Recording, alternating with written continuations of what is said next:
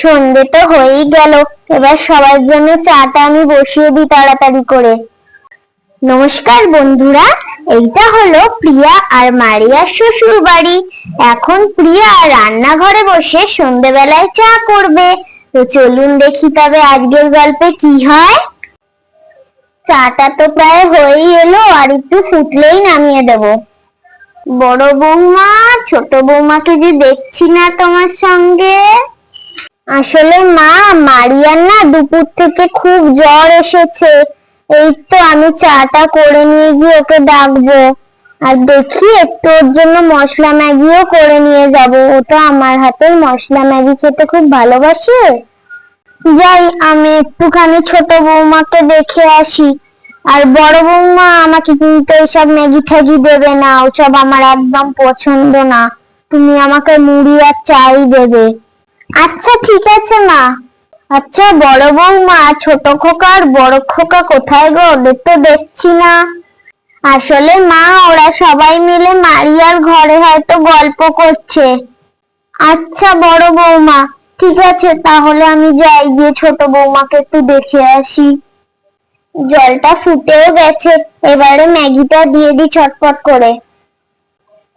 ম্যাগিটা সেদ্ধ হয়েই গেছে, এবারে মশলাটা চটপট করে দিয়ে দিই। ম্যাগি মশলাটা দিয়ে দিই ভালো করে এবারে। এই তো হয়েই গেছে ম্যাগিটা, এবারে নামিয়ে দিই। আহারে, বেচারা মেয়েটার অনেক জ্বর হয়েছে। এইভাবে জ্বর হলো কি করে বলতো ছোট খোকা?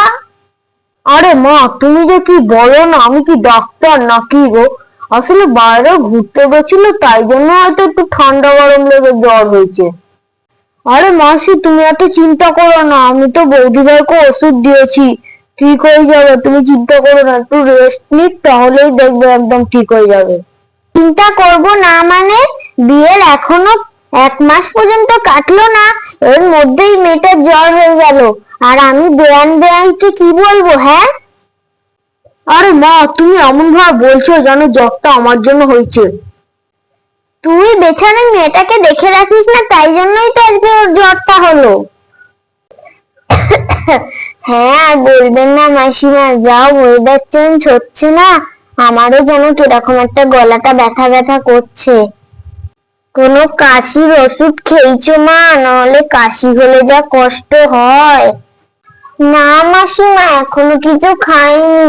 আজকে সকাল থেকেই তো এরকম যেন একটা কাশি কাশি হচ্ছে।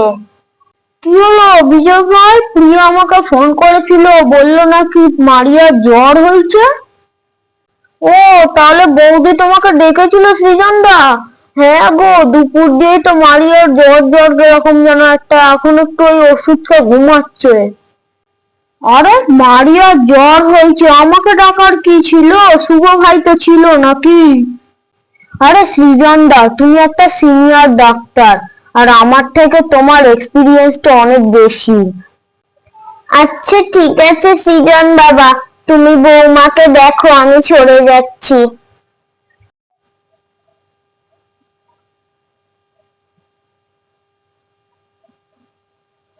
দেখি মারিয়া, চোখটা দেখি। বোন, এবারে উঠে বস। এবারে তো খেয়ে দেখেছি, ওষুধ খেতে হবে নাকি? বিজয় ভাই, মারিয়াকে তোলো। আসলে জ্বরের সময় তো মাথাটা ভার হয়ে আছে, তাই জন্য উঠতেও পারছে না। হ্যাঁ হ্যাঁ সৃজনটা, তুলছি তুলছি। মারিয়া ওঠো ওঠো, আস্তে আস্তে ওঠো। দিদিভাই, কাঁদো না, ঘুম থেকে তুমি উঠে গেছো? চিন্তা করো না, তোমার মা এক্ষুনি তোমার জন্য খাবার নিয়ে আসবে। এই যে চার মশলা ম্যাগি চলে এসছে। আর এই যে মা, আপনার মুড়িটা। মা, তুমি পরীকে আমার কোলে দাও, তুমি মুড়িটা আর চাটা খেয়ে নাও।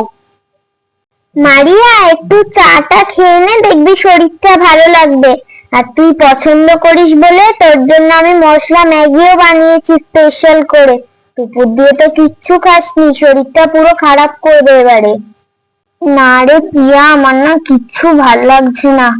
উফ বাবা, ভালোই লাগছে না একদম কিছু আমার, জানো। আমি কিছু খাবো না, আমি কিছু খেতে পারবো না। খাবি না মানে? এত কষ্ট করে তোর জন্য ভালোবেসে বলতো ম্যাগিটা করলাম, আর তুই দুপুর থেকে কিচ্ছু কিন্তু খাসনি মারিয়া। এবার কিন্তু আমি কানটা ধরে মুলে দেবো, তোকে কিন্তু খেতেই হবে ম্যাগিটা। হ্যাঁ বৌদি, তুমি কিন্তু ঠিক বলেছো। মারিয়া, তোমাকে কিন্তু ম্যাগিটা একটু হলেও খেতে হবে, কারণ তোমার কিন্তু খুব শরীর খারাপ। হ্যাঁ বিজয় ভাই, তুমি একদম ঠিক বলেছো। আচ্ছা মারিয়া, তুই যদি খাবার না খাস, তুই ওষুধটা খাবি কি করে বলতো? সৃজন দা, তুমিও চা আর ম্যাগি নাও। না প্রিয়া, আমি চা খাবো, ম্যাগি খাবো না। সৃজন দা, এত কষ্ট করে তোমাদের জন্য বানালাম, একটু তো খাও। সকাল দিয়ে সেরকম কিছু খাওয়াও হয়নি, সকালে একটা ওটি ছিল বলে। আচ্ছা ঠিক আছে, একটু তাহলে খাচ্ছি। মারিয়া, তোমার এমনি কি সমস্যা হচ্ছে?